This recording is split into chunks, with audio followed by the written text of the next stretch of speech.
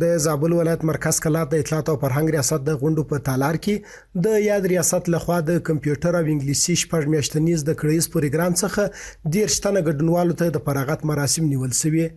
فارغ شوي ځوانان وایي چې دا زده کړې به ورته د ژوند په چارو کې پراخ بدلونونه راولي او دوی به له نورو هیوادوالو سره وژه په وژه د خپل ځورېدلي ملت د خدمت لپاره کار وکړي. موږ ډېر د خوشحالۍ احساس کوو چې زابل ولایت اطلاعات فرهنګ ریاست داسې ښوونیز مراکز موږ ته ایښي دي، یعنې مفت تعلیم ورکوي. څخه غوښتنه دا ده چې دا رقم مراکز یا داسې ښوونیز مراکز ولسوالیو ته نقل شي، هلته واپاتو هیوادوال له دغسې نعمتو څخه برخمن شي تر څو دوی هم دغه تعلیم حاصل کړي ځان لپاره. د دې څخه غوښتنه دا ده تر څو د اطلاعات فرهنګ ریاست د ځوانانو چارو تر امریت لاندې دوی ته یو منظم ځای ورکړي تر څو دغه پروسه لا پسې پراخه شي، تر څو نور زده کوونکي دلې راسي او وړیا زده کړه وکړي. په دغه مراسمو کې د زابل د اطلاعات او فرهنګ رئیس وویل سره له کومو امکاناتو د ځوانانو چارو امریت د نه ستړي کېدونکو هڅو په پایله کې د ګڼو ځوانانو لپاره د زده کړو زمینه برابره شوې.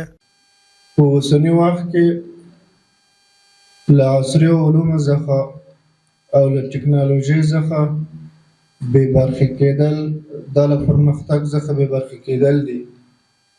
د الله جل جلاله حکمت دی، څومره چې په نړۍ کې انسانان ډېرېږي، د انسانانو تعداد ډېرېږي، په هماغه کچه خدای جل جلاله د انسانانو ته د زندګۍ اسباب او وسایل هم برابروي.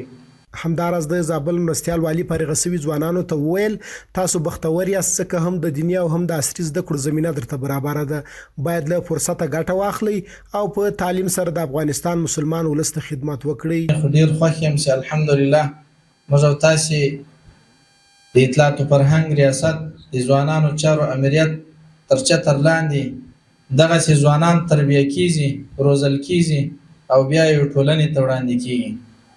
ځوان په صحیح معنا باندې روزل، په صحیح معنا باندې تربیه کول دا اول د پلار حق ده چې پلار مثال د خپل بچي حق ادا کړي.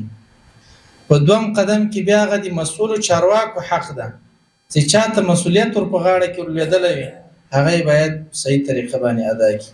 د یادونې وړ ده چې د اسلامي امارت له راتګ سره په زابل ولایت کې د علم او زده کړې په برخه کې د پام وړ پرمختګونه شوي.